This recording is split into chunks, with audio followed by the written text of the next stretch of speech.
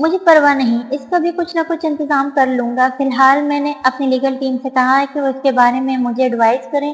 Court کو approach کیا جا سکتا ہے، اس بچی کے لیے گارڈین شپ بدلی جا سکتی ہے، وہ امامہ سے کہہ رہا تھا۔ اور اس ساری گفتگو کے دوران سارا نے ایک لمحے کے لیے بھی اس بچی کو گود میں لینے کے آپشن پر سوچا ہی نہیں تھا۔ وہ صرف اس بچی کی بہترین نگہداشت یا خیال پہلی بار اس گھر میں حمین کو آیا تھا، جو دوسرے دن امامہ سے چنی کا نام پوچھنے کی جدوجہد کر رہا تھا۔ مجھے یاد ہی نہیں رہا تمہارے پاپا سے اس کا نام پوچھنا۔ امامہ کو اس کے سفار پر یاد آیا۔ میں اس کا نام رکھ دوں؟ حمین نے ماں کی بات کے جواب میں اسے تجویز پیش کی۔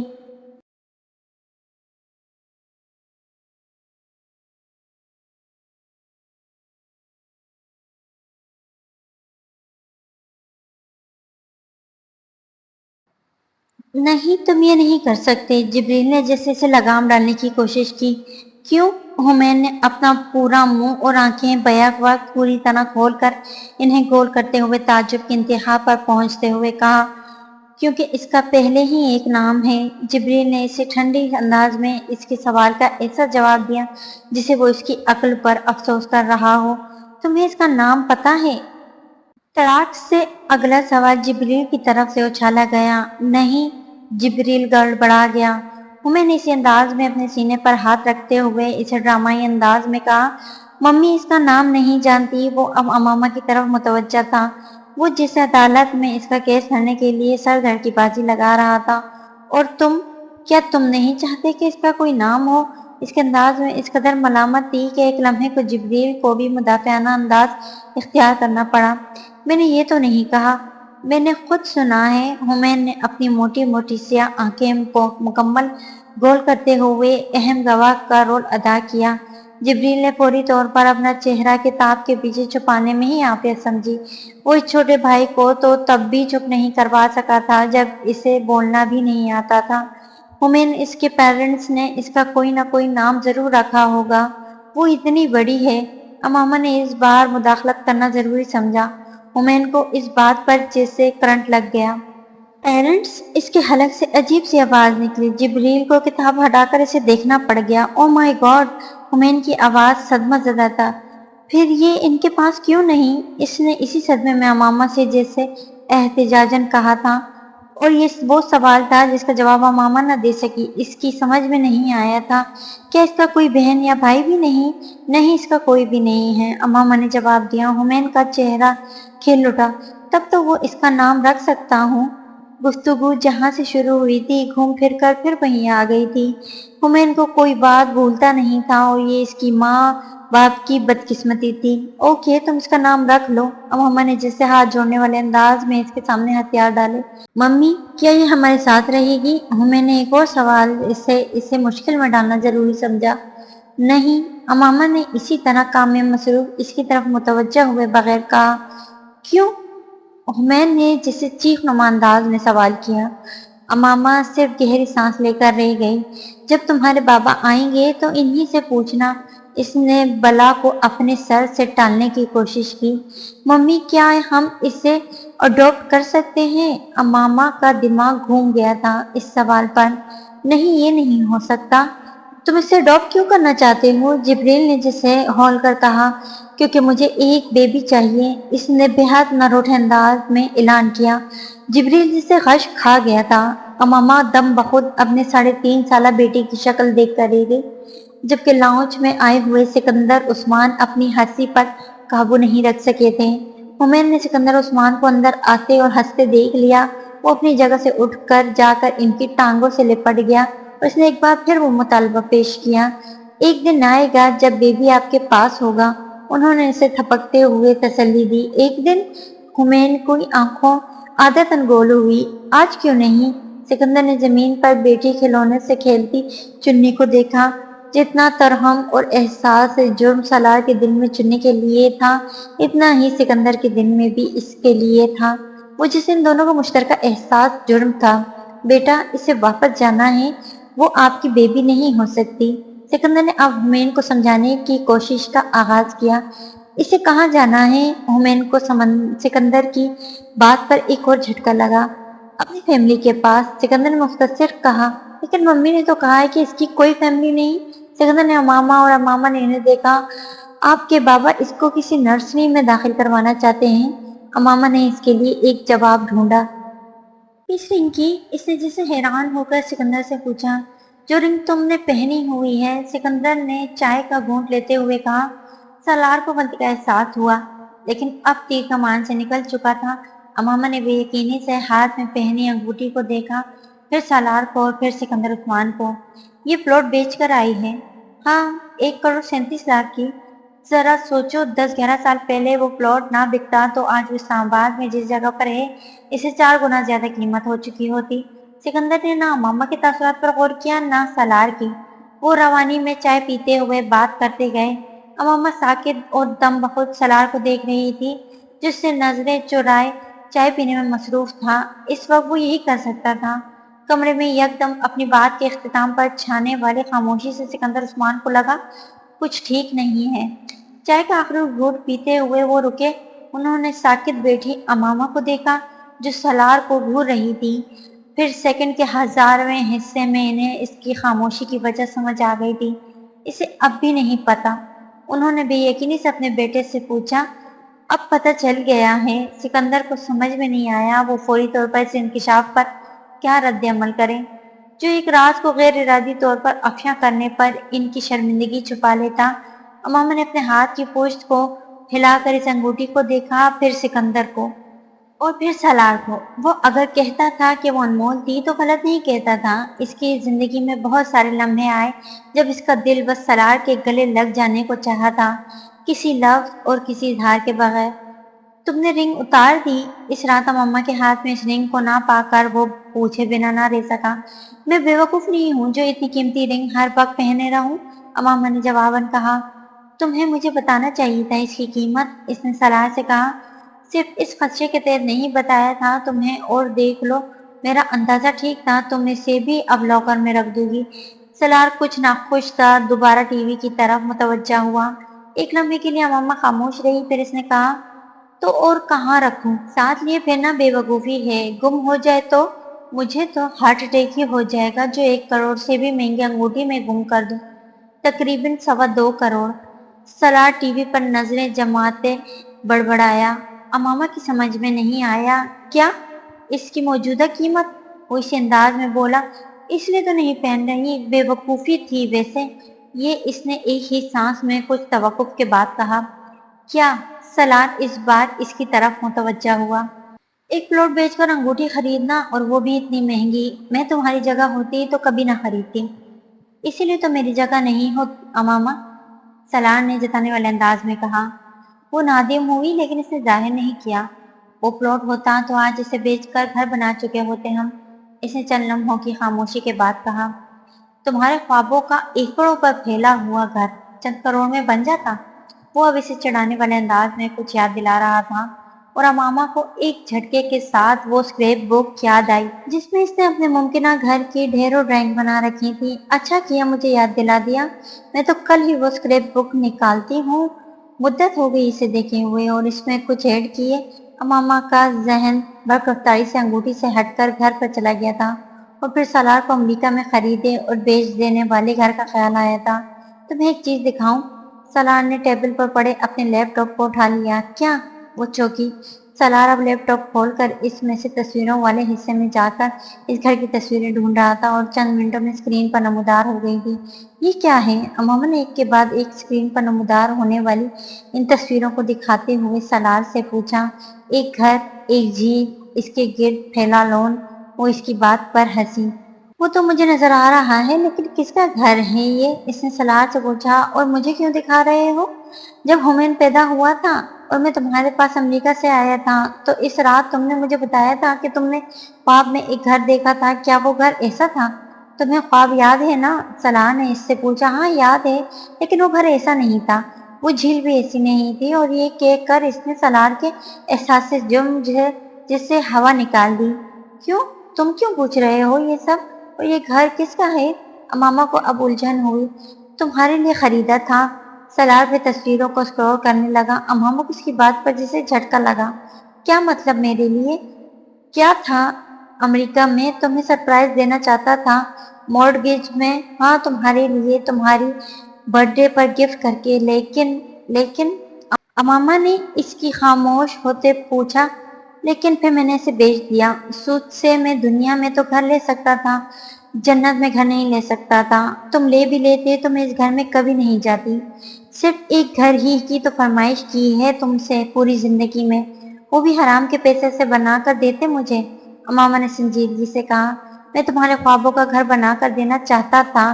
एकड़ों पर फैला झील किनारे समर हाउस, और जल्दी बनाना चाहता था, बुढ़ापे तक पहुंचने से पहले। अमामा ने सर झटका, तुम वाकई बेवकूफ हो। मेरे ख्वाबों के घर की ईंटें हराम के पैसों से रखी जाने पे ख्वाहिश नहीं की थी मैंने, और एकड़ों का घर तुमसे कहा था, लेकिन दुआ अल्लाह से करती थी कि वो इसे मुकम्मल करे और इतने वसाइल दे। तुमसे एक बार भी मैंने नहीं कहा कि इतना कमाओ या इसी साल घर खड़ा करके दो। कभी भी याद दहानी नहीं कराई तुम्हें। फिर क्यों जल्दी थी तुम्हें इस घर के लिए? इसे अफसोस हो रहा था। तुमने कभी मुझसे नहीं कहा, मुझे डिमांड नहीं दी, लेकिन मुझे पता तो था ना कि तुम्हारी ख्वाहिश है। मैं चाहता था मैं तुम्हारी ख्वाहिश पूरी कर दूं। तुमने सिर्फ एक चीज मांगी थी मुझसे, इसलिए।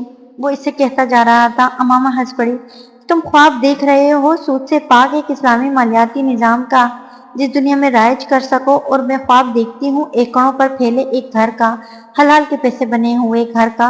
ख्वाब तुम्हारा भी अल्लाह ही पूरा कर सकता है और मेरा भी, इसीलिए इसे अल्लाह पर ही छोड़ देते हैं। वैसे भी मैंने सोचा है वो अंगूठी बेचकर इससे कोई प्लॉट लेकर रख ही सकती हूँ मैं। सलाह ने बेहद खफगी से इसकी बात काटी, तुम इसे बेच दोगी? वो हंस पड़ी, नहीं, तुम समझते हो मैं इसे बेच सकती हूँ? हाँ, सलार इसी नरोटे अंदाज में कहा। वो एक बार फिर हंस पड़ी, तुम्हें पता है दुनिया में सिर्फ एक मर्द है जो मेरे लिए इसे अंगूठी खरीद सकता है। अब तुम रोकर मुझे जज्बाती करोगी? सलार ने इसकी आंखों में उभरती नमी को देखकर हिफाजती बन मानने की कोशिश की। ये अंगूठी अनमोल है, तुम अनमोल हो, इसने ठीक भांपा था। अमामा की आंखें बरसने लगी थी। फिर एक बात मानो, सलाह ने इसका हाथ थामा। क्या? इसे हाथ में पहन लो, गुम हो जाएगी। वो रोते हुए बोली, मैं और ले दूंगा। इसने अमामा के आंसू पोंछे, तुम्हारे पास बेचने के लिए अब कुछ है ही नहीं। अमामा ने आंसुओं की बारिश में भी होशमंदी दिखाई। वो हंसा, तुम मुझे अंडर एस्टिमेट कर रही हो। इससे पहले वो कुछ और कहता, बाहर मैट्रेस पर सोया हुआ हुमैन जाग गया। वो दोनों बैक वक्त इसकी तरफ मुतवज्जा हुए। वो नींद में कच्चा बड़बड़ाया था, अब क्या कह रहा है? सलाह हैरान हुआ। अम्मा ने इसे दोबारा लिटाकर थपकने शुरू कर दिया और इसके बराबर अंगूठा मुंह में डाले लेटी चुन्नी को देखा। सलाह, इसके बारे में जो भी मेले करना है जल्दी करो। हुमैन जिस तरह इससे अटैच हो रहा है, मैं नहीं चाहती कुछ और वक्त यहाँ रहने के बाद ये यहाँ से जाए तो वो अपसेट हो जाए। अम्मा ने चुन्नी पर चादर ठीक करते हुए सलाह से कहा, सुबह तय कर लूंगा इसे कहाँ छोड़कर आना है। जो 2-4 इदारे मुझे मुनासिब लग रहे हैं, इनके बारे में इंफॉर्मेशन लाया हूँ। अगले दिन वो इस बच्ची को लेकर इन 4 इदारों में गए थे। वो जहां इसे रखना चाहते थे, 2 इदारों ने मुनासिब कानूनी कार्रवाई के बगैर इस बच्ची को फौरी तौर पर अपने तहवील में लेने से इनकार कर दिया। जिन 2 इदारों ने इस बच्ची को वक्ती तौर पर लेने पर आमादगी जाहिर की, वहां बच्चों की परवरिश और देखभाल के इंतजाम देकर वो दोनों खुश नहीं हुए। शाम को वो फिर चुन्नी के साथ वापस घर पहुंचने हो चुके थे और हुमैन की बाँछें चुन्नी को एक बार फिर देखकर खिल गई थी। वो सुबह भी बड़ी मुश्किल से चुन्नी को रुखसत करने पर तैयार हुआ था और अब चुन्नी की वापस आमद इसके लिए एक बिग न्यूज थी। अगले चंद दिन सलाह ने चुन्नी की गार्डियनशिप के हवाले से कानूनी कार्रवाई करने और चुन्नी की पैदाइश और इससे मुतालिक बाकी कागजात पूरे करने की कोशिश की, और जब 2-3 दिनों में वो इन कामों में फंसा रहा तो हुमैन ने चुन्नी के बारे में ये भी दरियाफ्त किया कि वो गूंगी थी, क्योंकि वो इन 3-4 दिनों में बिल्कुल खामोश रही। और ये चुन्नी के बारे में एक खौफनाक इंकशाफ था जिसने मामा को और सलार को दोनों को हिला दिया था। मम्मी, ये गूंगी है, हुमैन ने कहा। मुझे पूरा यकीन है। नहीं, सुन तो रही है। अम्मा ने चुन्नी से बात करने की कोशिश की, बात नतीजा निकालते हुए कहा। वो हर आवाज को मुतवज्जा होती थी। मम्मी, ये इम्पोर्टेंट नहीं है, अहम बात बोलना है और ये बोल नहीं सकती। हुमैन ने इसकी माजूरी पर इजहार अफसोस करते हुए अपनी आंखों में हत्तुल मकदूर रंजीदगी और अफसोस शामिल किया। सबसे अहम बात सुनना है। अम्मा ने बड़ी गलत मौके पर अपने बेटे को नसीहत की कोशिश की थी। मैं ऐसा नहीं समझता, یہاں بہت ساری چیزیں ایسی ہیں جو سن سکتی ہیں، لیکن چند ہی ایسے ہیں جو بول سکتے ہیں۔ محمد حمین سکندر کی دانائی نے امامہ کو ہمیشہ کی طرح چاروں شانے چت گرایا تھا۔ چننی کے نصیب میں کسی ادارے میں پرورش پانا نہیں لکھا تھا، اس کے نصیب میں سالار سکندر کے گھر میں ہی پلنا بڑھنا لکھا تھا۔ جب تک سالار قانونی معاملات کو نپٹا کر چننی کے لیے ایک ادارے کا انتخاب کرتا، چننی کو شدید نمونیا ہو گیا تھا۔ 2 دن بعد ان لوگوں کو واپس کانگو جانا تھا۔ ان کی 3 ہفتے کی چھٹی ختم ہو رہی تھی۔ ایک عجیب خدشہ ان دونوں کو لاحق ہوا تھا، اگر اس بچی کی نگہداشت نہیں ہوتی اور اگر وہ اس کو اس طرح چھوڑ جانے پر خدا نخواستہ مر جاتی تو وہ خود کو کبھی معاف نہیں کرتے۔ سالار اور امامہ نے فیصلہ کیا کہ امامہ بچوں کے ساتھ تب تک وہیں رہے گی جب تک چننی کی حالت سنبھل نہیں جاتی۔ سالار واپس چلا گیا تھا، امامہ 2 ہفتے اور پاکستان میں رہی۔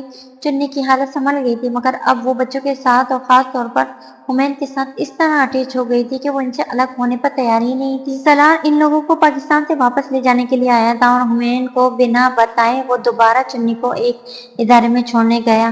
وہ دونوں بار اس سے لپٹ کر چیخیں مار کر رونے لگی۔ وہ اس کے علاوہ کسی اور کی گود میں بھی جانے کو تیار نہیں تھی۔ وہ زبردستی سے تھما کر باہر نکلتا اور اس کی چیخوں کی آواز سن کر کسی عجیب کیفیت میں واپس چلا آتا۔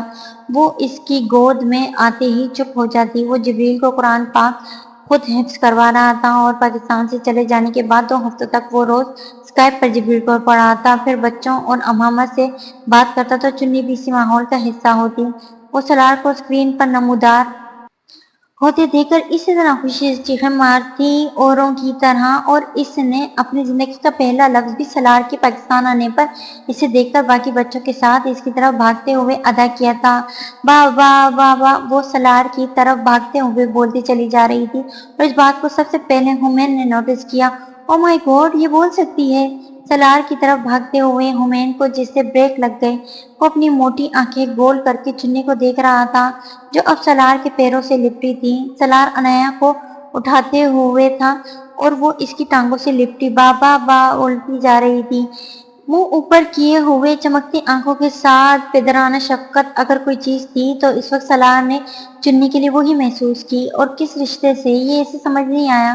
سالار نے عنایا کو اتارا اور اپنی ٹانگوں سے لپٹی چننی کو اٹھایا۔ وہ کھلکھلائی، اس نے عنایا کی طرح باری باری سالار کے گال چومے، پھر وہ سالار کی گردن کے گرد ہاتھ لپیٹ کر اس کے ساتھ یوں چپک گئی کہ اب نیچے نہیں اترے گی۔ وہ کیسے ان کے گھر اور زندگیوں کا حصہ بن گئی تھی، انہیں احساس تک نہیں ہوا، سوائے حمین کے جو دن میں تقریباً 300 بار یہ اعلان کرتا تھا کہ وہ اس کی بہن ہے۔ سالار واپس جانے سے پہلے امامہ کے ساتھ بیٹھ کر چننی کے لیے ہر امکان کو زیر غور لاتا رہا تھا اور ہر امکان کو رد کرتا رہا، یہاں تک کہ امامہ نے کہہ ہی دیا، تم اسے اڈاپٹ کرنا چاہتے ہو؟ ہاں، لیکن یہ کام تمہاری مرضی کے بنا نہیں ہو سکتا۔ پالنا تو تمہیں ہے، تم پال سکتی ہو؟ سالار نے اس سے پوچھا۔ پہلے کون پال رہا ہے؟ امامہ نے عجب جواب دے کر جیسے سالار کو اس مشکل سے نکال لیا تھا۔ اگر اس کے نصیب میں ہمارے ہی گھر میں پرورش پانا لکھا ہے تو ہم کیسے روک سکتے ہیں؟ چننی کو اڈاپٹ کرتے وقت سالار نے اس کو اپنی ولدیت بھی دی تھی۔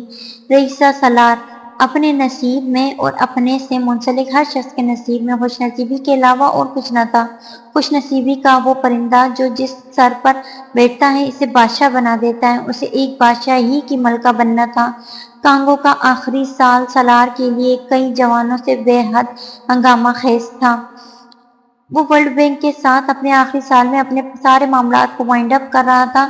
امریکی حکومت نے اسے صدر کے عہدے کی پیشکش کی تھی۔ ورلڈ بینک کا پہلا کام عمر ترین مسلمان صدر، 42 سال کی عمر میں اس عہدے پر کام کرنے کے لیے کوئی کچھ بھی کرنے کو تیار ہو سکتا تھا، وہ تاریخ کا حصہ بن سکتا تھا۔ بے حد آسانی سے اس نے امریکہ میں ہونے والی میٹنگ اور اس آفر کے بارے میں سب سے پہلے کانگو سے واپس آنے پر امامہ کو بتایا تھا۔ تو اس نے سالار سے پوچھا، تو کیا؟ سالار نے اسی انداز میں کہا، تم نے کیا کہا؟ سالار نے اس سے پوچھا۔ میں نے سوچنے کے لیے ٹائم لیا ہے۔ امامہ اس کے جواب سے بے حد ناخوش ہوئی۔ سوچنے کے لیے ٹائم؟ تم انکار کر کے نہیں آئے؟ اس نے جیسے سالار کو یاد دلایا۔ انکار کیا تھا، قبول نہیں ہوا۔ مجھے سوچنے کے لیے کہا گیا ہے۔ تم کیا سوچ رہے ہو سالار؟ تم یہ آفر قبول کرنا چاہتے ہو؟ اس نے سالار سے ڈائریکٹ سوال کیا۔ کرنی چاہیے کیا؟ سالار نے جواباً پوچھا۔ نہیں، اتنا حتمی اور دو ٹوک جواب آیا تھا کہ سالار بول ہی نہ سکا۔ تمہیں یاد نہیں تم کس مقصد کے لیے کام کر رہے ہو اور کیا کرنا چاہتے ہو؟ امامہ نے جسے سے یاد دلایا۔ بالکل یاد ہے، پھر الجھن کی किस बात की है? अमामा ने पूछा। उलझन नहीं है, सिर्फ ये सोच रहा हूँ कि अभी थोड़ा वक्त चाहिए मुझे अपने प्रोजेक्ट को अम्मी शक्ल दुनिया के सामने लाने के लिए। वर्ल्ड बैंक के सदर के तौर पर काम कर लूंगा तो इस प्रोजेक्ट में बहुत मदद मिलेगी। ढेरों कंपनीज और इन्वेस्टर्स हमारे पास आएंगे। बहुत सी जगहों पर मुझे तारुफ करवाना ही पड़ेगा। अमामा ने इसे टोका। बस सिर्फ ये वजह है, वो इन चंद इंसानों में से थी जिसके सामने वो झूठ नहीं बोल सकता था। वो इसका झूठ पकड़ लेती थी। पता नहीं ये खुसूसियत सारी बीवियों की होती है या सिर्फ अमामा हाशिम की थी। वर्ल्ड बैंक के सदर के तौर पर एक मुसलमान की तैनाती एक एजाज भी तो है। सलाह ने इस बार बेहद मध्यम आवाज में वो तरकीब भी सामने रखी। वर्ल्ड बैंक क्या है सलार? कुछ भी नहीं। सूद का काम करने वाली कौमों का इज्तिमा। और क्या है? क्या एजाज वाली बात है इस में कि सूद का काम करने वाली इन कौमों की सरबराही एक मुसलमान के पास है? ये एजाज नहीं बल्कि शर्म से डूब बनने वाली बात है एक मुसलमान के लिए। अमामा ने जिसे आईना नहीं जूता दिखाया था। जिस प्रोजेक्ट पर तुम काम कर रहे हो इसमें कामयाबी तुम्हें अल्लाह ने देनी है, तुम्हारे इल्म, तजुर्बे और काबिलियत और वर्ल्ड बैंक के साथ मुंसलिक शनाख्त में नहीं। तुम अब 40 साल के हो चुके हो, बच्चे बड़े हो रहे हैं। 5 साल वर्ल्ड बैंक का सदर रहने के बाद तुम 47 साल के हो चुके होगे। फिर इसके बाद तुम एक इस्लामी मालियाती निज़ाम पर काम करना शुरू करोगे जब तुम सारी जवानी वर्ल्ड बैंक को दे चुके होगे। तुम यकीनन मजाक कर रहे हो फिर अपने साथ और इन लोगों के साथ जिन्हें तुम एक मुमकिन इनकलाब का हिस्सा बनाने बैठे हो। वो कहते हुए उठ गई। तुम्हें पता है मामा, मेरी जिंदगी का सबसे बेहतरीन असासा क्या है? तुम्हारी ये जालमाना साफ गोई जो मुझे मेरी औकात में ले आती है। तुम मुझसे इम्प्रेस क्यों नहीं हो जाती? अमामा इस बार रुककर इसे देखने लगी। मैं उलझा था लेकिन गुमराह नहीं हुआ। तुम ठीक कह रही हो। वक्त गुजरता जा रहा है, वो अपना एतराफी बयान दे रहा था। अमामा का चेहरा खिल उठा था। मुझे तुमसे मुतासिर होने, गुन गाने के लिए बनाया ही नहीं गया सलार। इसके लिए दुनिया है। मुझे तुम्हें चैलेंज करके तुम्हें आगे बढ़ाने के लिए तुम्हारा साथी बनाया गया है। ये काम कोई और नहीं कर सकता। वो अब मुस्कुराते हुए कह रही थी। वो ऊपर मीडिया के जरिए मंजर आम पर आ गई थी और वर्ल्ड बैंक के अगले मुमकिन सदर के तौर पर सलार सिकंदर का नाम बहुत सी जगहों पर छाना जाने लगा। ये इसके खानदान और हल्का अहबाब के लिए बेहद फख्र का बाइस वाली बात खबर थी। और सलार के इनकार करने के बावजूद कोई भी ये मानने को तैयार न था कि वो इस ऑफर को कबूल करने से इनकार कर सकता है। सिकंदर उस्मान खास तौर पर इसके इस फैसले से खुश नहीं हुए थे। तुम अक्ल से पैदल हो और सलार हमेशा रहोगे, उन्होंने बेहद खफगी का इजहार करते हुए सलार से कहा। सलार चंद दिन के लिए पाकिस्तान आया हुआ था और सिकंदर ने जरूरी समझा था कि वो एक बार इसे समझाने की कोशिश करते और इसकी कोशिश के दौरान सलार की बताई हुई वजह पर वो सीख पा हो गए।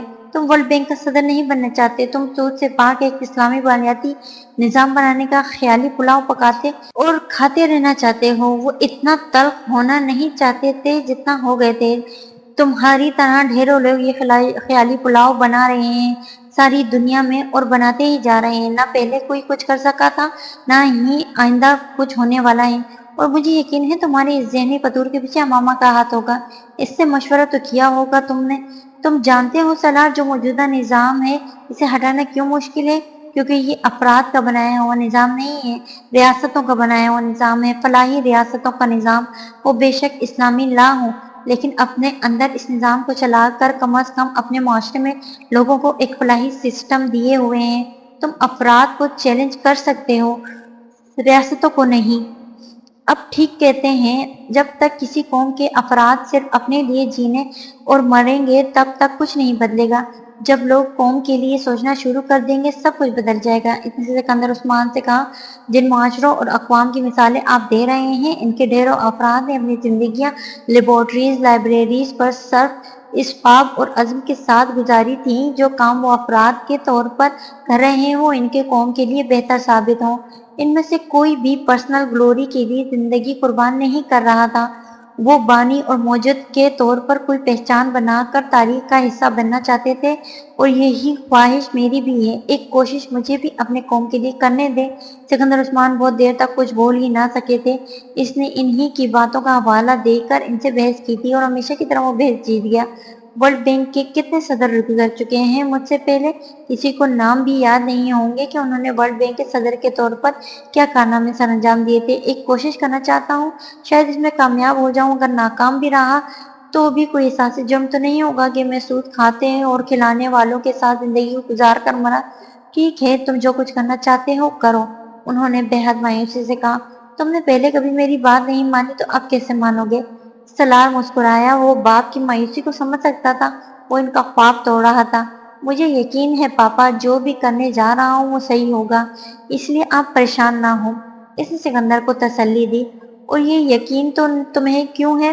سکندر طنز کیے بغیر نہ رہ سکا، کیونکہ اپنی زندگی میں جب جب مجھے جس بھی فیصلے سے روکا ہے وہ میرے لیے بہت اچھا ثابت ہوا ہے۔ آپ کی ممانعت گڈ لک چارم ہے میرے لیے۔ سکندر ٹھیک کہتے تھے، وہ واقعی ڈھیٹ تھا، مگر اس نے سینس آف ہیومر باپ سے ہی لیا تھا۔ جن کا پارا لمحہ میں چڑھا اور اترا وہ ہنس پڑے۔ کمینے، شکریہ، سلار نے جوابی مسکراہٹ سے کہا۔ اور یہ فلو کب سے چل رہا ہے تمہارا؟ فرقان نے سلار سے پوچھا۔ وہ 8 مہینے کے بعد مل رہے تھے۔ یہ تو اب 1.5 ماہ سے کچھ مستقل ہی ہو گیا ہے، آتا جاتا رہتا ہے سر درد کے ساتھ، شاید کسی چیز کی الرجی ہے، سلار نے لاپرواہی سے کہا۔ تم کوئی میڈیسن لے رہے ہو؟ فرقان نے پوچھا۔ ہاں، یہ اینٹی بایوٹک، لیکن اثر کبھی ہو جاتا ہے کبھی نہیں، سلار نے بتایا۔ تم بلڈ ٹیسٹ کروا لو، کہیں کوئی اور مسئلہ نہ ہو۔ فرقان اس وقت مر کے بھی یہ نہیں سوچ سکتا تھا کہ مسئلہ اتنا بڑا ہو سکتا ہے۔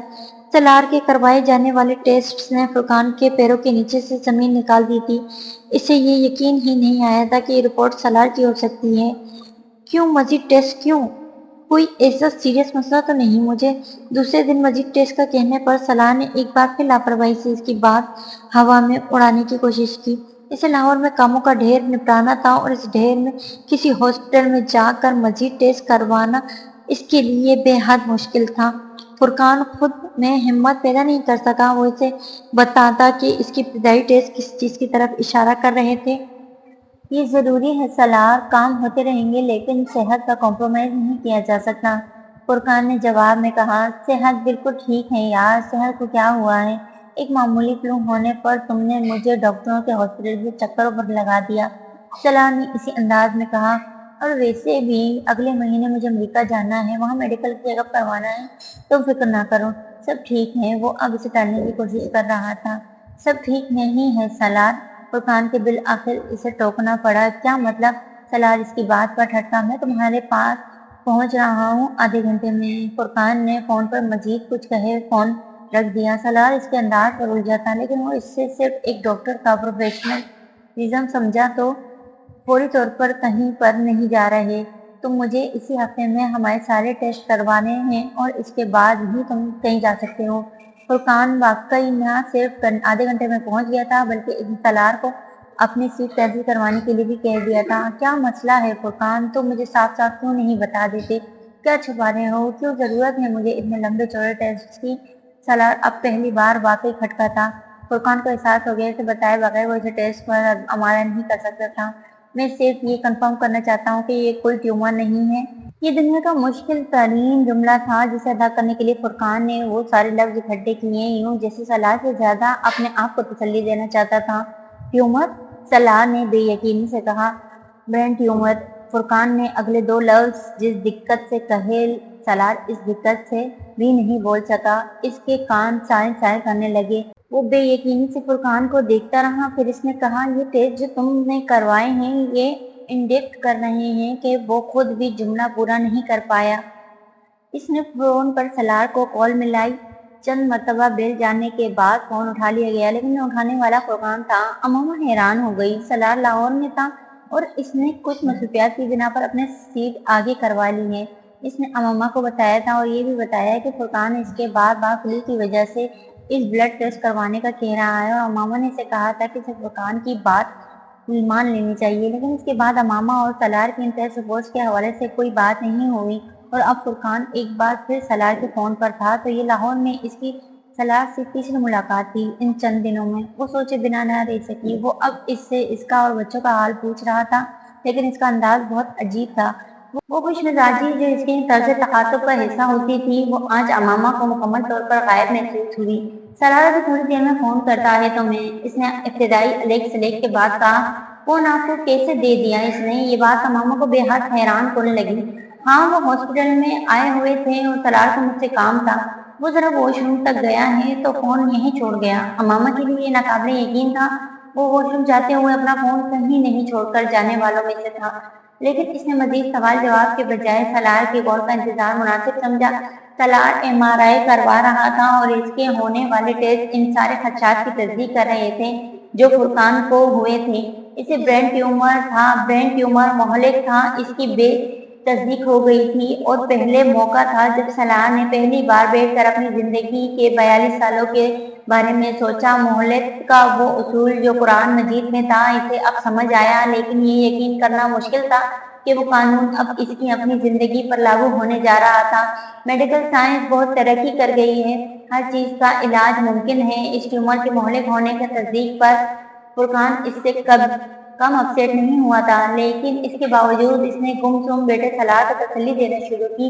تم اب صرف اتنا سوچو کہ سب کچھ ٹھیک ہو جائے گا۔ اس نے سر اٹھا کر فرقان کو دیکھا اور کہا، تم ڈاکٹر ہو کر مجھ سے یہ بات کر رہے ہو؟ فرقان بول نہ پایا، وہ دونوں دیر تک چپ رہے۔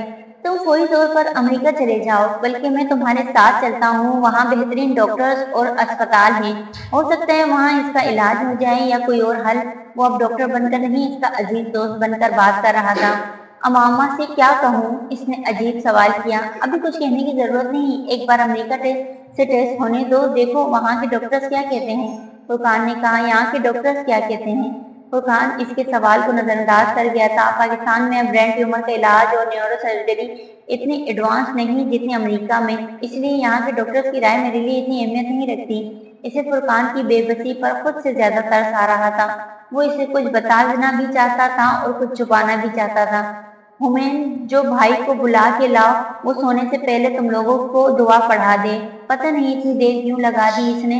بچوں کو پڑھنے سے فارغ ہونے کے بعد انہیں سونے کے لیے لیٹنے کا کہتے ہوئے امامہ کو جبریل یاد آیا۔ اسے کمرے سے گئے کافی دیر ہو گئی ہے۔ آج میں پڑھاتا ہوں، ہومین نے اعلان کرتے ہی دونوں ہاتھ کسی نمازی کی طرح سینے پر باندھتے ہوئے جذب کے عالم میں دعا پڑھنے کے لیے اپنا منہ کھولا، اور امامہ نے اسے ٹوکا، ہومین بھائی پڑھائے گا۔ ہومین نے بند آنکھیں کھولی اور ہاتھ بھی۔ اس سے پہلے کہ وہ کمرے سے نکل جاتا، امامہ نے نائٹ سوٹ کے پاجامے پر لگی گرہ کو دیکھا جو ابھی ابھی باتھ روم سے پہن کر نکلا تھا۔ پاجامے کے اوپری حصے کو آزار بند کی بجائے ایک بڑی سی رسی سے گرہ لگا کر کسا گیا تھا۔ ادھر آؤ، امامہ نے اسے بلایا۔ یہ کیا ہے؟ اس نے جھک کر نیچے بیٹھتے ہوئے اس گرہ کو کھولنے کی کوشش کی تاکہ پاجامے کو ٹھیک کر سکے۔ ہومین نے ایک چیخ ماری اور جھٹکا کھا کر اس گرہ پر دونوں ہاتھ رکھے پیچھے ہٹا۔ ممی نہیں، اس کی سٹرنگ کہاں ہے؟ امامہ کو اندازہ ہو گیا تھا کہ اس گرہ کو باندھنے کی وجہ کیا تھی۔ میں نے اسکول میں کسی کو دے دی، امامہ نے حیرانی سے پوچھا۔ کیوں؟ چیریٹی میں، ہومین نے جملہ مکمل کر دیا۔ امامہ نے ہکا بکا ہو کر اپنے اس بیٹے کا اعتماد اور اطمینان دیکھا۔ چیریٹی میں؟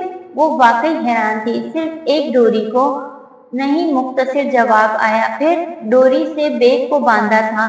کس بیگ کو؟ امامہ کا ماتھا ٹھنکا۔ اس بیگ کو جس میں کھلونے تھے۔ جواب اب پورا آیا۔ کس کے کھلونے؟ امامہ کے ماتھے پر بل پڑے۔ ویل، ہومین نے اب ماں رئیسہ اور عنایہ کو باری باری محتاط انداز میں دیکھا اور اپنی جواب کو گول مول کرنے کی بہترین کوشش کی۔ وہ کئی لوگوں کے تھے۔ امامہ کو ایک لمحے میں سمجھ آیا کون تھے، کس کو دیے، کیوں دیے، کس سے اجازت لی۔ اس نے یکے بعد دیگرے تابڑ توڑ سوالوں کی بوچھاڑ کر دی۔ یہ پہلا موقع نہیں تھا جب ہومین سکندر نے مہاتما بدھ بننے کی کوشش کرتے ہوئے اپنے بہن بھائیوں کے کھلونے دان کیے تھے، اور اس کے بہن بھائیوں میں اگر بلا کا تحمل نہ ہوتا تو اس کارنامے پر ہر بار بلا کا رن پڑتا۔ عنایہ کی آنکھیں اب آنسوؤں سے لبالب بھر گئیں۔ چھوٹے بھائی نے یہ طے کیا ہوا تھا کہ وہ ان کی ہر چیز کو کسی بھی وقت مشینری جذبہ کے تحت کسی کو بھی دے سکتا ہے۔ ممی، عنایہ بری طرح بلبلائی۔ چیریٹی گناہ نہیں ہے۔ ہومین نے اپنی آنکھیں عادتاً گول کرتے ہوئے ان دو لفظوں کو ایک بار پھر استعمال کیا جو پچھلے کئی دنوں سے بار بار اس کی گفتگو میں آ رہے تھے۔ تم نے میرے کھلونے چرائے۔ عنایہ کا بس چلتا تو وہ اسے پیٹ ڈالتی، کم از کم رات کے اس پہر جب اسے اندازہ بھی نہیں تھا کہ وہ اس کا کون سا کھلونا چیریٹی میں دے آیا ہے۔ صبح بات کریں گے اس بارے میں، ابھی نہیں۔ امامہ نے مداخلت کی اور اس سے پہلے کہ وہ کچھ اور کہتی، صوفے پہ پڑا اس کا سیل فون بجنے لگا۔ اس کا خیال تھا وہ سلار کی کال تھی۔ امامہ نے سیل فون پر سکندر عثمان کا نام چمکتے دیکھا اور کال ریسیو کرتے ہوئے اس نے تینوں بچوں کی طرح دیکھتے ہوئے اپنے ہونٹوں پر انگلی رکھ کر اپنے خاموش رہنے کا اشارہ کیا۔ سالار کہاں ہے؟ سکندر نے اس کے سلام کا جواب دیتے ہی عجیب اضطراب کے عالم میں پوچھا تھا۔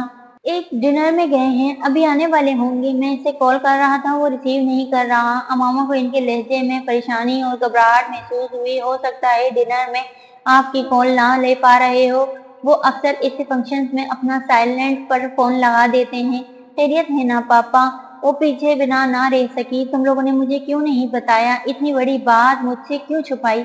سکندر عثمان حواس باختگی میں کہتے چلے گئے۔ انہیں کچھ دیر پہلے ان کے ایک قریبی عزیز نے اس حوالے سے فون کیا تھا۔ اس عزیز نے سالار کی بیماری کے حوالے سے یہ خبر کسی چینل پر دیکھ لی تھی اور فوری طور پر افسوس کا اظہار کرنے کے لیے سکندر عثمان کو فون کیا اور سکندر شاکڈ رہ گئے تھے۔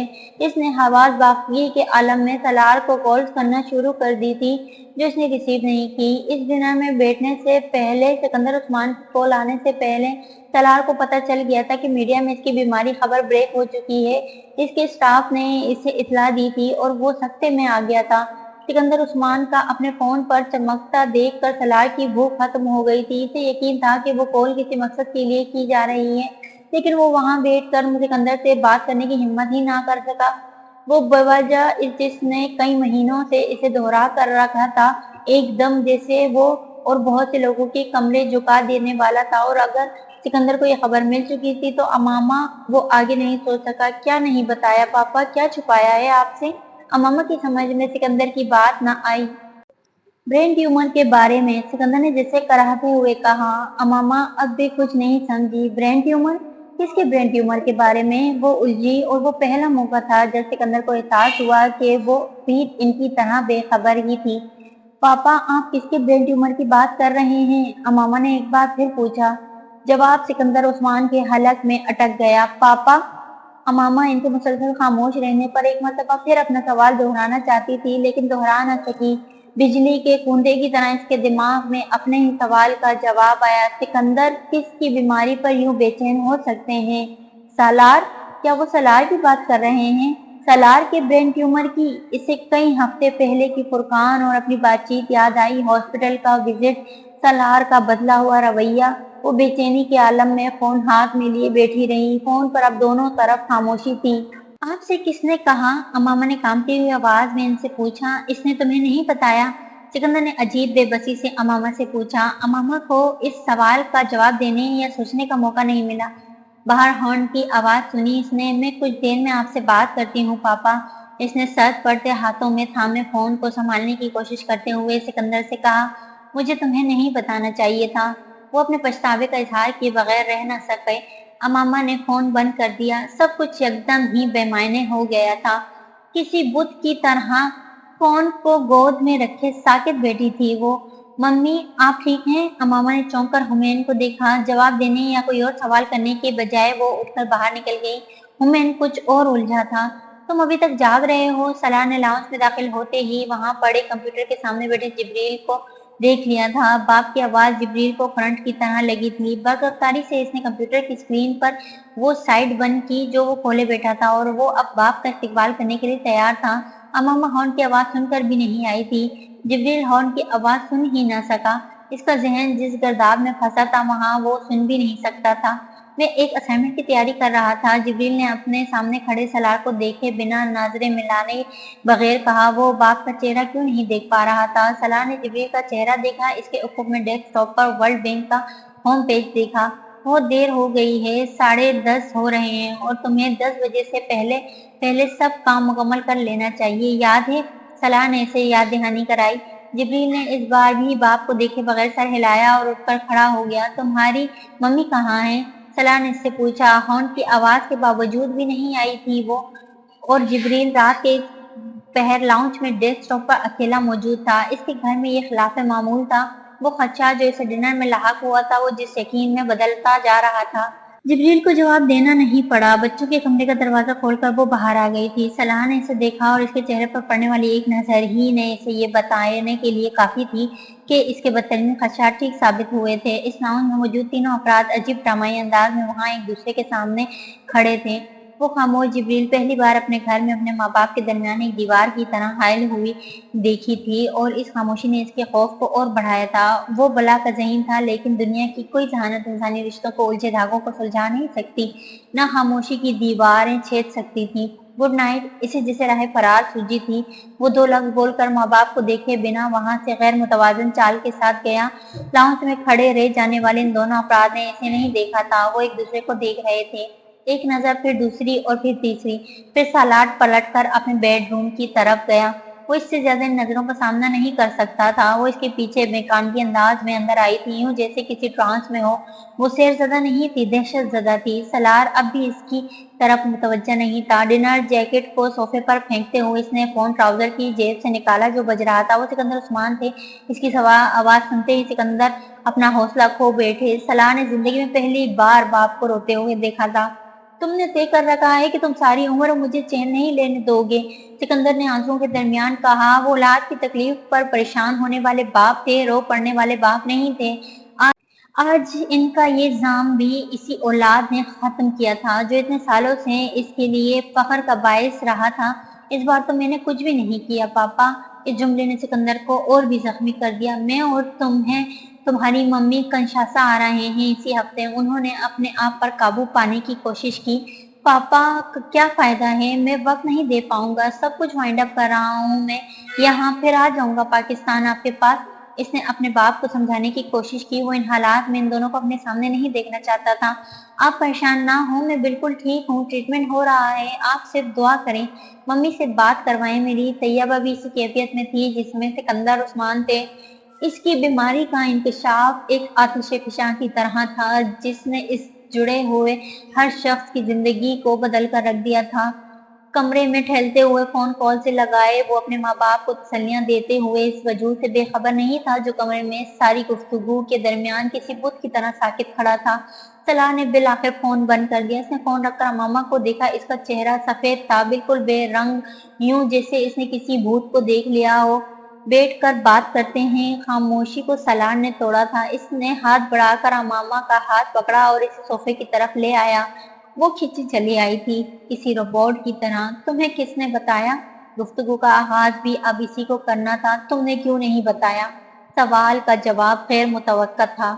ہمت نہیں پڑی۔ جواب نے امامہ کی بھی ہمت توڑ دی۔ وہ کم حوصلہ تو کبھی نہیں تھا، تو کیا وہ خبر اس بیماری کی نوعیت اس حد تک خراب تھی کہ وہ کم ہمت ہو رہا تھا؟ وہ اسے دیکھے بنا جوتوں کے تسمے کھولتے ہوئے اسے اپنی بیماری کے بارے میں بتا رہا تھا۔ ٹیومر کی تشخیص، نوعیت، ممکنہ علاج، متوقع مضمرات، وہ دم سادے سب کچھ سنتی گئی۔ تم ٹھیک ہو جاؤ گے نا؟ اس نے ساری گفتگو کے بعد اس کا کندھا دونوں ہاتھوں سے پکڑ کر منت والے انداز میں پوچھا تھا۔ وہ جواب ہی نہ دے سکا۔ امامہ تم جا کر سو جاؤ، اس نے اپنے کندھے سے اس کے دونوں ہاتھ ہٹاتے ہوئے کہا۔ وہ اپنے جوتے اٹھا کر صوفے سے اٹھ جانا چاہتا تھا لیکن اٹھ نہ سکا۔ وہ اب پھوٹ پھوٹ کر رو رہی تھی، بچوں کی طرح اس کے کندھے سے لگی۔ وہ اسے سونے کا کہہ رہا تھا، نیند تو ہمیشہ کے لیے اب اس کی زندگی سے چلی گئی تھی۔ وہ جو ایک گھر اتنی مشکل سے بنایا تھا وہ ٹوٹنے جا رہا تھا، سائبان ہٹنے والا تھا اور اسے کہہ رہا تھا کہ وہ سو جائے۔ وہ اس سے لپٹی ہچکیوں کے ساتھ روتی رہی۔ وہ مجرموں کی طرح چپ سر جھکائے بیٹھا رہا۔ میں رپورٹس دیکھنا چاہتی ہوں، وہ روتے روتے یکدم بولی۔ سالار نے ایک لفظ کہے بغیر اٹھ کر کیبنٹ سے فائلز کا ایک فراندا لا کر اس کے سامنے سینٹر ٹیبل پر رکھ دیا۔ وہ کانپتے ہاتھوں سے رپورٹس دیکھنے لگی، دھندلائی آنکھوں کے ساتھ۔ وہ ان کاغذات کو دیکھتے ہوئے جیسے بے یقین کرنا چاہتی تھی کہ کچھ اور تو نہیں جو وہ چھپا رہا ہے، کوئی اور بری خبر۔ پیروں سے باقی ماندہ زمین بھی نکال دینے والا انکشاف۔ ہر کاغذ اس کی آنکھوں کی دھند کو گہرا کر رہا تھا۔ فائل کو بند کرتے ہوئے اس نے سالار کو دیکھا۔ میڈیکل سائنس غلط بھی تو کہہ سکتی ہے۔ سالار رندی ہوئی آواز میں کہے گئے جملے پر ہنس پڑا۔ وہ غلط آدمی کو غلط جملے سے امید دلانے کی کوشش کر رہی تھی۔ ہاں، سائنس غلط بھی کہہ سکتی ہے، ڈاکٹر کی تشخیص اور علاج بھی۔ اس نے امامہ کی بات کو رد نہیں کیا تھا، وہ اس کی اذیت کو اور بڑھانا نہیں چاہتا تھا۔ تم ٹھیک ہو جاؤ گے نا؟ اس کا بازو ایک بار پھر تھاما گیا تھا، سوال دہرایا گیا تھا۔ اگر میرے ہاتھ میں ہوتا تو ضرور، لیکن یہ اللہ کے ہاتھ میں ہے، اس لیے انشاءاللہ۔ وہ پھر ہچکیوں سے رو پڑی۔ اس بار سالار نے اسے لپٹا لیا۔ وہ مرد تھا، رونا نہیں چاہتا تھا لیکن جذباتی ہو رہا تھا۔ امامہ تمہیں بہادر بن کر ان سب کا مقابلہ کرنا ہے۔ وہ روتی رہی۔ سالار اس سے ساتھ لگائے تھپکتا رہا۔ तुम ठीक हो जाओगे, इसने जिसे खुद पर काबू रखते हुए कहा। तुम फिर सवाल कर रही हो? सलार को लगा इसकी ज़हनी कैफियत ठीक नहीं। नहीं, बता रही हूँ, तुम्हें बहादुर बनकर इन सब का मुकाबला करना है। वो इसका जुमला इसी से दोहरा रही थी। बीमारी है, मौत तो नहीं। कैसी तसल्ली थी जो इसने दी। अमामा सुर्ख सूजी हुई आंखों से उम्मीद दिला रही थी। तुम कहती हो तो मान लेता हूँ, वो मुस्कुराया। अमामा की आंखों में आंसुओं का एक और सैलाब आया। मैंने जिंदगी में तुम्हें बहुत सारे आंसू दिए हैं, तुम्हारे रोने की बहुत सारी वजूहात का बायस बना हूँ मैं। इसके आंसू ने अजीब कांटा चुभोया था सलार को। बहते आंसुओं के साथ सर हिलाते हुए वो हंसी। हाँ, हर बार मेरी जिंदगी में खुशी और हंसी के सारे लम्हात की वजह तुम ही हो। वो इसका चेहरा देख कर रह गया, फिर यकदम खड़ा हुआ। सो जाओ, बहुत रात हो गई। वो कपड़े तब्दील करने वाले वॉशरूम चला गया। जब वो वापस आया, वो इसी तरह बैठी थी, इन्हीं फाइलों के पलंदे को एक बार फिर गोद में लिए, यूं जैसे इसमें झूठ ढूंढ रही हो, कोई गलती, कोई गलतफहमी। उम्मीद तो वहां नहीं थी। सलार ने कुछ कहे बिना खामोशी से इसकी गोद से वो सारी फाइलें उठा ली। अमामा, अहले वादा करो। क्या? इसने दुपट्टे से अपना चेहरा रगड़ते हुए कहा। बच्चों को कुछ पता नहीं चलना चाहिए, वो बहुत छोटे हैं। अमामा ने सर हिलाया। ब्रेन ट्यूमर क्या होता है? हुमैन ने दुआ का आखिरी लफ्ज पढ़ते ही जिब्रील से पूछा। जिब्रील का रंग उड़ गया। तुम क्यों पूछ रहे हो? जिब्रील ने दिल में दुआ की, इसे कुछ पता ना हो। हमारी फैमिली में किसको ब्रेन ट्यूमर है? हुमैन ने बिलाखिर ऐलान किया। मेरा ख्याल है कि दादा को है, उन्होंने मम्मी को बताया है और वो अपसेट हो गई। जिब्रील इसका चेहरा देख कर रह गया। तो इसकी माँ तक भी ये खबर पहुंच चुकी है और इसके दादा तक भी। वो बच्चा सोच रहा था, क्या दादा मरने वाले हैं? हुमैन ने लेटे लेटे राजदाराना अंदाज में जिब्रील से पूछा। नहीं, इसने बेख्तियार कहा। थैंक गॉड, मुझे इनसे बहुत प्यार है। हुमैन ने जैसे सुकून का सांस लिया। हुमैन, तुम ये बात किसी को मत बताना, जिब्रील ने एकदम इसे टोका। दादा के ब्रेन ट्यूमर वाली? वो मुतजस्सिस हुआ। हाँ? क्यों? ओह हाँ, हुमैन को समझ आ गया था। दादा ने मम्मी को बताया तो वो अपसेट हो गई। अब तुम किसी और को बताओगे तो वो भी अपसेट हो जाएगा। जिब्रील जितनी हिफाजती बन बांध सकता था इस वक्त बांधने की कोशिश कर रहा था। वो नन्हा बच्चा अपने माँ बाप के इस राज को राज रखने के लिए हलकान हो रहा था। ओ माय गॉड, ये तो मैंने सोचा ही नहीं था। लोगों को अपसेट करना गुनाह है ना? हाँ, ये बहुत बड़ा गुनाह है। जिब्रील ने इसको डराया। हाँ, ओके। हुमैन की आवाज में खौफ था। वो सीधा होकर लेट गया। जिब्रील कुछ देर इस तरह लेटा रहा, हुमैन के सोने का इंतजार करता रहा। जब उसे यकीन हुआ कि वो सो चुका है तो वो बड़ी एहतियात से बिस्तर से उठा और दबे कदमों चलता हुआ दरवाजा खोलकर लाउंज में आ गया। जिब्रील ने कंप्यूटर ऑन किया और दोबारा इन्हीं मेडिकल वेबसाइट को देखने लगा जिन्हें सलार के आने से पहले देख रहा था। सलार अपनी बीमारी के बारे में जितना कुछ जानता था, जिब्रील इस एक रात में इससे 10 गुना ज्यादा जान चुका था। बीमारी के इंकिशाफ के असरात इसे अगले ही दिन पता चलना शुरू हो गए। बोर्ड ऑफ गवर्नर के पांचों अरकान के बाद बारी बारी बहुत से ऐसे लोगों ने इसे मैसेजेस और कॉल शुरू किए जो इनके इस मालियाती निजाम से वाबस्ता होने के लिए फाइनेंशियल इमदाद दे रहे थे। वो इस इदारे में अपनी इन्वेस्टमेंट के हवाले से अदम तहफ़्फ़ुज़ का शिकार हो गए थे। ये सलार, सिकंदर और इसके साथियों के लिए एक बड़ा धचका था। इस स्टेज पर इस तरह की अदम एतमादी के इदारे की साख के लिए बहुत नुकसानदा थी। कुछ बड़े सरमायाकार पीछे हट गए थे और वापस तब आने के लिए तैयार थे जब इनका इदारा काम करता, कामयाब होता नजर आता। सलार, कुछ देर के लिए ये सब छोड़ दो, अमामा ने इस रात बिलाखिर इससे कहा था। वो बहुत देर तक फोन पर किसी से बात करता रहा था। अमामा बहुत देर तक खाने की टेबल पर इसका इंतजार करने लगी। के बाद वक्फे वक्फे से इसे देखने बेडरूम आती रही, लेकिन इसे मुसलसल मसरूफ देखकर इसने बच्चों को खाना खिला दिया और जब वो बेडरूम आई तो सलार फोन खत्म कर रहा था। खाने का पूछने पर इसने इनकार कर दिया। वो सोफे पर बैठा हाथों की उंगलियों से अपनी आंखों को मसल रहा था और बेहद थका हुआ लग रहा था। वो इसके पास आकर बैठ गई। वो जिस क्राइसिस में था वो इससे बेखबर नहीं थी, लेकिन वो कुछ नहीं कर सकती थी। क्या छोड़ दूं? वो आंखें मसलते हुए चौंका। काम? अच्छा, वो हंस पड़ा। सब कुछ छोड़कर सिर्फ अपने इलाज पर तवज्जो दो। अपनी सेहत, अपनी जिंदगी, हमारे लिए सिर्फ वो अहम है। वो अब जैसे से समझाने हुए की कोशिश कर रही थी। अमामा, मेरे पास चॉइस नहीं है और मेरे पास वक्त भी नहीं है कि एक वक्त में सिर्फ एक काम करूं। वो इसकी बात सुनकर चंद लम्हे बोल न पाई। मैं हर तरह से मुश्किल में हूँ आजकल। बुरे वक्त मैंने पहले भी देखे हैं, लेकिन ऐसा बुरा वक्त नहीं कि जिस चीज को भी हाथ लगाऊं रेत हो जाए। वो सर झुकाए कह रहा था। मामा की आंखें नम होने लगी। वो कई हफ्तों से लगातार रो रही थी। इसके बावजूद आंखों का पानी खत्म नहीं हो रहा था। वो कुआं बन गई थी। गुनाहगार तो यूं मैं हमेशा से हूँ। गुमान और गुरूर तो कभी नहीं किया मैंने। किया भी तो तौबा कर ली, लेकिन पता नहीं क्या गुनाह कर बैठा हूँ कि यूं पकड़ में आया हूँ। आजमाइश है सालार, गुनाह की सजा क्यों समझ रहे हो? अमामा ने इसकी कलाई पर हाथ रखा। काश आजमाइश ही हो और खत्म हो जाए, ना खत्म होने वाली सजा ना हो। वो बड़बड़ाया। तुम्हारे पास कितनी सेविंग्स हैं? इसने बात करते करते मौजू बदल दिया। मेरे पास? वो उलझी। पता नहीं, पाकिस्तान में बैंक में काफी रकम होगी, मुझे अमाउंट को पता नहीं। तुम्हें जरूरत है क्या? इसने एकदम सलाह से पूछा। नहीं, मुझे जरूरत नहीं, लेकिन शायद तुम्हें इसे अब इस्तेमाल करना पड़े बच्चों के लिए। यहाँ से पाकिस्तान जाएंगे तो वहाँ कितना अरसा पापा के पास तुम्हें बच्चों के साथ ठहरना पड़े, मुझे अभी अंदाजा नहीं। वहाँ पापा के पास बच्चों की तालीम कम से कम मुतासिर नहीं होगी। अमेरिका में फिलहाल तुम सबको रखना अफोर्ड नहीं कर सकता मैं, खास तौर पर अब जब मेरी जॉब खत्म हो रही है और मैं अपने इदारे के लिए लॉन्च करने की प्रोसेस में भी बेहद मसाइल का शिकार हूँ। और इस पर यह ट्यूमर, वर्ल्ड बैंक की जॉब के साथ मेडिकल इंश्योरेंस भी खत्म हो जाएगी। जो अमेरिका में मेरी हेल्थ इंश्योरेंस है वो कैंसर ट्रीटमेंट कवर नहीं करती। इसलिए मेरी समझ में नहीं आ रहा कि मैं क्या करूं और क्या नहीं। सलाह, तुम सिर्फ एक चीज पर ध्यान दो, अपने ऑपरेशन और इलाज पर। बाकी सारी चीजें हो जाएंगी। बच्चों की तालीम, तुम्हारा इदारा, सब कुछ। और पैसों के बारे में परेशान मत हो, बहुत कुछ है मेरे पास जो बेचा जा सकता है। सलाह ने इससे टोक दिया। नहीं, कोई भी चीज अब नहीं बेचूंगा। इसे तुम्हारे पास ही रहना चाहिए अब। मैं घर नहीं दे सका तुम्हें तो कुछ तो होना चाहिए तुम्हारे पास। कि अमामा ने इसके होंठों पर हाथ रखा। अब इससे आगे कुछ मत कहना, मुझसे ये बात मत कहना कि मुस्तकबिल का सोचो। ये सब मेरे लिए हो और तुम ना हो तो मैं मुस्तकबिल का क्या करूंगी?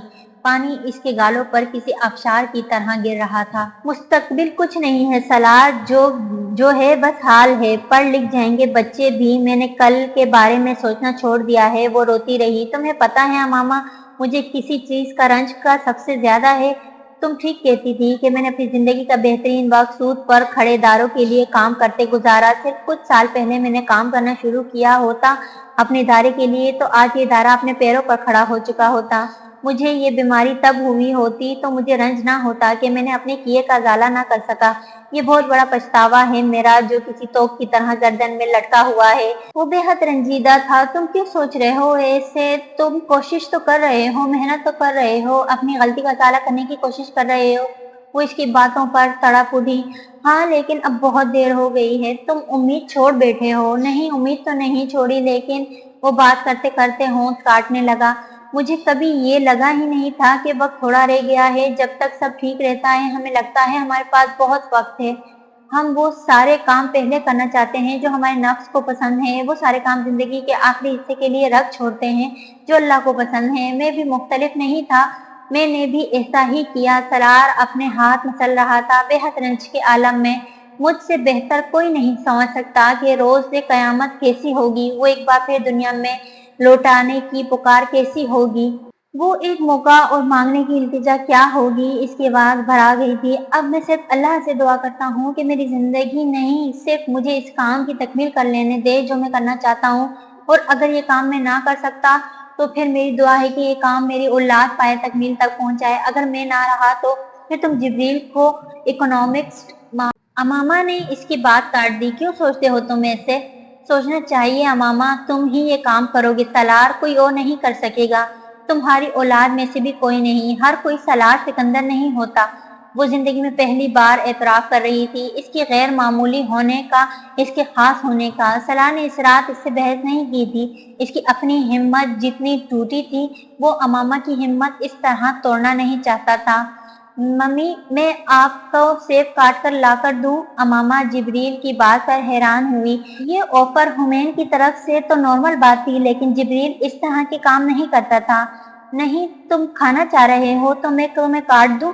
अमामा ने जवाबन इसे ऑफर किया। नहीं, जिब्रील ने जवाब दिया। इसके बच्चे इसकी तकलीफ और परेशानी महसूस करना शुरू हो गए थे और ये कोई अच्छी अलामत नहीं थी। इसने जिब्रील को गौर से देखा। आप ऐसे क्यों देख रही हैं? जिब्रील ने माँ की नजरें खुद पर मबजूल पाकर पूछा। वो मुस्कुरा दी। तुम बड़े हो गए हो। जिब्रील ने माँ को झेप कर देखा, फिर एक शर्मीली मुस्कुराहट के साथ माँ से कहा, थोड़ा सा। हाँ, थोड़े से, जल्द ही पूरे भी बड़े हो जाओगे, वो इससे बोली। लेकिन मैं बड़ा नहीं होना चाहता। बैग में कपड़े रखते हुए अमामा ने इसे कहते सुना। क्यों? इसे उचंबा हुआ। ऐसे ही, इसने बड़े आम से अंदाज में माँ से कहा।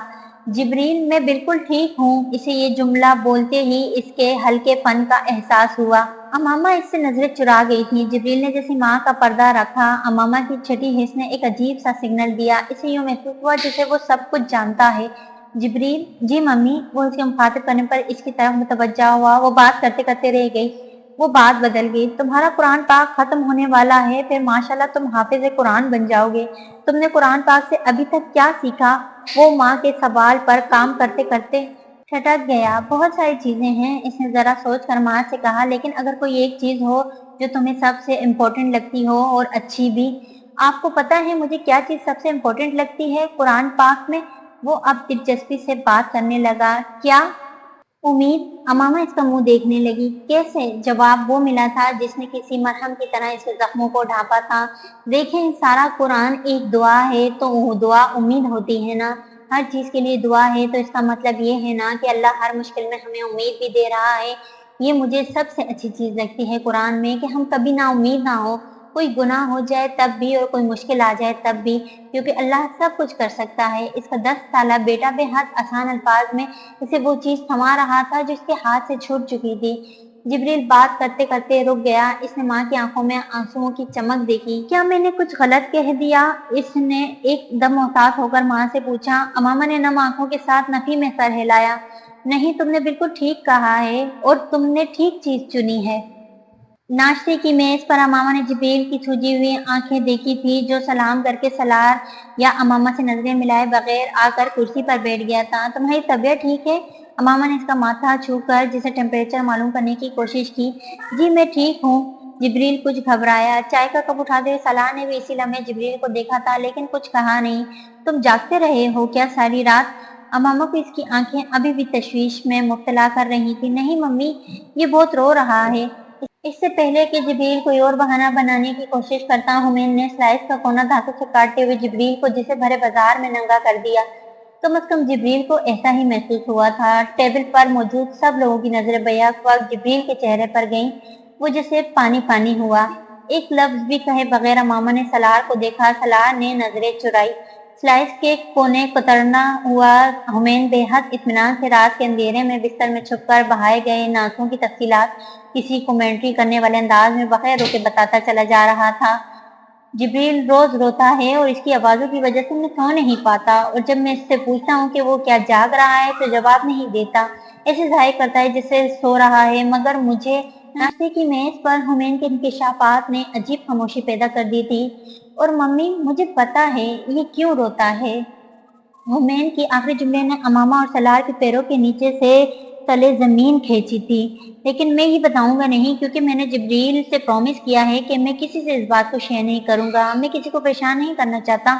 हुमैन ने ऐलान करने वाले अंदाज में इनको चौंका दिया और दहला दिया। सलार और अमामा की समझ में नहीं आया कि वो क्या रद्द-ए-अमल जाहिर करें। मैं नहीं रोता। हुमैन के खामोश होने के बाद माँ बाप को देखते हुए जिब्रील ने हलक में फंसी हुई आवाज के साथ जैसे अपना पहले दिफा करने की कोशिश की, और हुमैन ने इस पहली कोशिश को पहले ही वार में जमीन बोस कर दिया। ओ माय गॉड, तुम झूठ बोल रहे हो। तुम हाफिज कुरान होकर झूठ बोलते हो। जिब्रील पर कुछ और पानी पड़ा। इसका चेहरा कुछ और सुर्ख हुआ। मैं झूठ बोलना गुनाह नहीं है ना? इसने माँ से तस्दीक करने की कोशिश की। हुमैन, खामोश हो जाओ और नाश्ता करो। इस बार सलाह ने मुदाखला की और इसे कुछ सख्त लहजे में घूरा। अपने हवास बहाल करने के बाद सूरत हाल को संभालने और जिब्रील को इससे निकालने की ये इसकी पहली कोशिश थी। अमामा अब सख्त हाथों से वहां बैठी जिब्रील को देख रही थी। नाश्ता खत्म करने तक सलाह ने हुमैन को दोबारा इसके एहतजाज के बावजूद मुंह खोलने नहीं दिया। इन चारों को पोर्च में खड़ी गाड़ी में बिठाते और ड्राइवर के साथ स्कूल भेजने के बाद अमामा सलार के पीछे अंदर आ गई थी। जिब्रील को मेरी बीमारी के बारे में पता है? सलार ने अंदर आते हुए मध्यम आवाज में इसे बताया। वो इसके पीछे आते आते रुक गई। पाँव उठाना भी कभी दुनिया का मुश्किल तरीन काम बन जाता है। रात को बात हुई थी मेरी इससे। सलार इसे बता रहा था। कब? इसने बमुश्किल आवाज निकाली। रात गए, तुम सो रही थी, मैं लाउंज में किसी काम से गया था। वो कंप्यूटर पर ब्रेन ट्यूमर के इलाज के बारे में जानने के लिए मेडिकल वेबसाइट खोले बैठा था। वो कई हफ्तों से सारी सारी रात यही करता रहा है। मैंने पूछा नहीं इसे किसने बताया, कब पता चला, लेकिन मुझे लगता है इसे शुरू से ही पता है।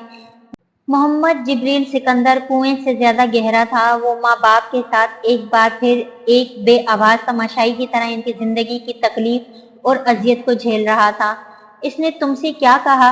अम्मा के हलक में अटकी चीज आंसुओं को गोले में बदली। बाबा, मैं आपको मरते हुए नहीं देख सकता। मध्यम आवाज में सलार के जवाब ने एक निश्तर की तरह इसे काटा था। इसने तुमसे कहा जो मैं ना कह सकी।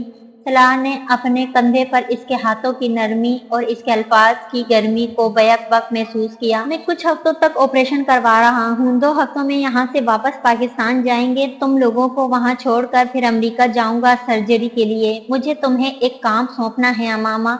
सलार ने अमामा से कहा। क्या? वो रुंधी हुई आवाज में बोली। अभी नहीं बताऊंगा, ऑपरेशन के लिए जाने से पहले बता दूंगा। सलार, मुझे कोई काम मत देना, कुछ भी। वो रो पड़ी। कोई बड़ा काम नहीं है, मैं कोई आसान काम भी नहीं करना चाहती। इसने सर झटकते हुए बेबसी से कहा। वो हंस पड़ा। अपनी ऑटोबायोग्राफी लिख रहा हूँ पिछले कुछ सालों से, सोचता था बुढ़ापे में पब्लिश करवाऊंगा। वो खामोश हुआ, फिर बोलने लगा। वो नामुकम्मल है अभी, लेकिन तुम्हारे पास रखवाना चाहता हूँ। ये चारों अभी बहुत छोटे हैं। मुझे नहीं पता ऑपरेशन का क्या नतीजा निकलेगा, मुझे ये भी नहीं पता कि आगे क्या होने वाला है, लेकिन पीछे जो कुछ हो चुका है वो लिख चुका हूँ मैं, और चाहता हूँ तुम इसे इन चारों के लिए अपने पास महफूज कर लो। वो इससे खुलकर ये नहीं कह पाया था कि इसके मरने के बाद वो इसके बच्चों को होश संभालने पर इनसे इनके बाप का तारुफ इन्हीं के लफ्जों में कराए। कितने चैप्टर्स हैं इस किताब के? इसने ना चाहते हुए भी पूछा। 37 साल की उम्र में पहला चैप्टर लिखा था, फिर हर साल एक चैप्टर लिखता रहा हूँ। हर साल एक लिखना चाहता था। जिंदगी के पहले 5 साल, फिर अगले, फिर इससे अगले। अभी जिंदगी के सिर्फ 40 साल रिकॉर्ड कर पाया हूँ। वो बात करते करते रुका। चैप्टर गिनवाने बगैर वो उम्र गिनवाने बैठ गया था। 40 के बाद भी तो जिंदगी है, 41, 42। वो बात करते करते अटकी। वो जो है इसे मैं डॉक्यूमेंट नहीं करना चाहता, तुम करना चाहती हो तो कर लो। कहाँ है किताब? वो ये सब नहीं पूछना चाहती थी, फिर भी पूछ रही थी। इसी कंप्यूटर में है। वो कंप्यूटर ऑन करने लगा और डेस्कटॉप पर पड़े एक फोल्डर को खोलकर इसने अमामा को दिखाया। फोल्डर के ऊपर एक नाम चमक रहा था। ताश। ताश? अमामा ने रुंधी आवाज में पूछा। नाम है मेरे ऑटोबायोग्राफी का। वो अब इसे फाइल दिखा रहा था। इंग्लिश में लिखी जाने वाली ऑटोबायोग्राफी का नाम उर्दू में रखे हुए। वो इसका चेहरा देखती जा रही थी। मेरी जिंदगी को इस लफ्ज से ज्यादा बेहतर कोई बयान नहीं कर सकता। क्या फर्क पड़ता है, तुम लोगों के लिए लिखी है, तुम लोग तो समझ सकते हो ताश क्या है। वो सफात को स्क्रॉल डाउन कर रहा था। लफ्ज भागते जा रहे थे, फिर गायब हो रहे थे, बिल्कुल वैसे ही जैसे इसकी जिंदगी के साल गायब हुए थे। फिर वो आखिरी सफे पर जा रुका। आधा सफा लिखा हुआ था, आधा खाली था। सलार ने सर उठाकर मामा को देखा। न मामा आंखों के साथ वो इसे देख रही थी। तुम पढ़ना चाहोगी? इसने मध्यम आवाज में मामा से पूछा। इसने नफी में सर हिला दिया। वो किताब इस दिन अमामा ने इसके ऑफिस जाते और बच्चों को स्कूल वापस आने से पहले खत्म कर ली थी। इसने बड़ी बेरहमी से अपनी जिंदगी को रकम किया था। वो सफाकी की हद तक साफ गोई दिखा रहा था, अपने सारे ऐब, सारी गलतियां, सारी गुमराहियां। और फिर इसकी जिंदगी में अमामा हाशिम ने क्या रोल अदा किया, इसकी औलाद ने क्या तब्दीली की थी, और इसके बाप ने इसके लिए क्या किया, और इस रिस्क ने क्या तबाही की थी, वो भी जो सूद से कमाया। 8वें चैप्टर की आखिरी लाइन में अमामा ने एक लाइन लगाते हुए अगले सफा खोला था। सलार सिकंदर की जिंदगी के नवे चैप्टर का आगाज।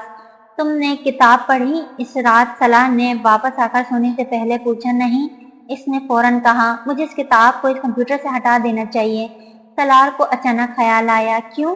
वो हैरान हुई। मैं नहीं चाहता जिब्रील इसे पढ़े, वो अक्सर यही कंप्यूटर इस्तेमाल करता है। तुम्हारे लैपटॉप में महफूज कर लेता हूँ। जब बच्चों के लिए लिख रहे हो तो बच्चों से छुपाना क्यों चाहते हो? मैं इस उम्र में इन्हें ये सब नहीं पढ़ाना चाहता। तो फिर मुझे भी मत पढ़ाओ, अमामा ने कहा। मैं ये किताब कभी नहीं पढ़ूंगी, और मैं कभी अपने बच्चों को भी ये किताब नहीं पढ़ने दूंगी, अमामा ने जिसे ऐलान किया। ठीक है, मत पढ़ना, पब्लिश करवा देना। तुम समझते क्या हो? दुनिया क्या करेगी तुम्हारी ऑटोबायोग्राफी पढ़कर? बेबसी का शदीद एहसास था जो गुस्से में बदला था। वो इसके इस अंदाज पे चौंका और फिर मुस्कुरा दिया। आज कई महीनों बाद तुम्हें मुझ पर गुस्सा आया है। इसने अमामा को छेड़ा। इसने भी कई महीनों बाद इसे चिढ़ाया था, इसी अंदाज में जिससे वो चिढ़ती थी। वो वॉशरूम का दरवाजा खोलकर अंदर घुस गई थी। वो रोज सुबह तय करती थी कि इसे आज नहीं रोना, मगर हर रोज शाम तक आंसू सब कुछ तहस नहस कर चुके होते। वो अब भी वहां अंदर बाथ टब के कोने पर बैठी बेआवाज रो रही थी। कंशासा से पाकिस्तान आने से पहले इसने चारों बच्चों को इकट्ठा बिठाकर समझाया था, हम अब जहाँ जा रहे हैं वो हमारा घर नहीं है। वहाँ हम गेस्ट हैं। हमें वहाँ जितनी देर रहना है अच्छे मेहमानों की तरह रहना है। और अच्छे मेहमान क्या करते हैं? अच्छे गेस्ट ढेर सारी चीजें लाते हैं, मजे मजे की बातें करते हैं और जल्दी चले जाते हैं और कोई भी काम नहीं करते, रेस्ट करते हैं। हुमैन ने हस्बे आदत सबकत करते हुए जवाब देकर अमामा को एक ही वार में लाजवाब कर दिया। इसे हंसी आ गई। माँ को हंसते देखकर हुमैन बेहद जज्बाती हो गया। हर राय में जीत गया। इसने हवा में मुक्का लहराते हुए सही जवाब बूझ लेने का ऐलान किया। क्या इसने ठीक कहा है? अनाया को जैसे यकीन नहीं आया।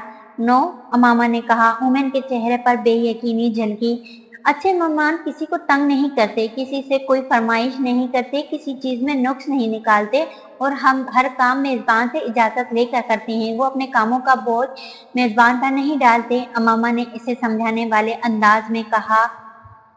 ओ माय गॉड मम्मी, मैं अच्छा गेस्ट नहीं होना चाहता, मैं बस गेस्ट बनना चाहता हूँ।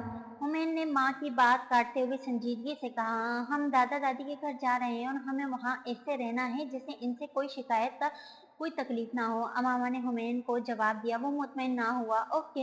अनाया, रईसा और जिब्रील ने बैक वक्त माँ को इत्मीनान दिलाया था। और हम अपने घर कब जाएंगे? हुमैन ने सवाल बदला और अमामा को चुप लग गई। हम नया घर खरीदेंगे। अनाया जिसे इसे चुप का दिफा किया। कहाँ? हुमैन को मुकम्मल जवाब चाहिए था। जहाँ बाबा होंगे। जिब्रील ने इस बार इसे मुकम्मल जवाब देने की कोशिश। और बाबा कहाँ होंगे? हुमैन ने एक और मंतकी सवाल पूछा जो अमामा को चुभा था। अभी हम पाकिस्तान जा रहे हैं, फिर जहाँ बाबा जाएंगे हम वहाँ चले जाएंगे। जिब्रील ने माँ की आंखों में उमड़ने वाले नमी को भांप लिया। वाह, ये तो बहुत अच्छा है। हुमैन बिलाखिर मुतमईन हुआ। मैं बाबा के साथ रहना चाहता हूँ। इसने जिसे ऐलान करके माँ को अपनी तरजीह बताई। अमामा इन चारों से और कुछ ना कह सकी। उन्होंने सोने का कहकर खुद इनके कमरे से निकल आई। मम्मी, हुमैन इसके पीछे लाउंज में निकल आया था। अमामा ने इसे पलट कर देखा। यस, मैं आपको कुछ बताना चाहता हूँ लेकिन मैं कंफ्यूज हूँ, इसने माँ से कहा। क्यों? वो इसका चेहरा देखने लगी। तो दोस्तों, कहानी अभी जारी है। कहानी अभी बेहतरीन मोड़ पर है। अगर आपको कहानी पसंद आ रही है तो कहानी को लाइक, और जिन दोस्तों ने अब तक मेरे चैनल को सब्सक्राइब नहीं किया तो आपसे रिक्वेस्ट है कि प्लीज प्लीज प्लीज मेरे चैनल को सब्सक्राइब कीजिए ताकि मेरी हौसला अफजाई हो, और सब्सक्राइब करके बेल आइकन दबा दें ताकि आने वाले अगले हिस्से की नोटिफिकेशन आपको जल्द मौसूल हो जाए।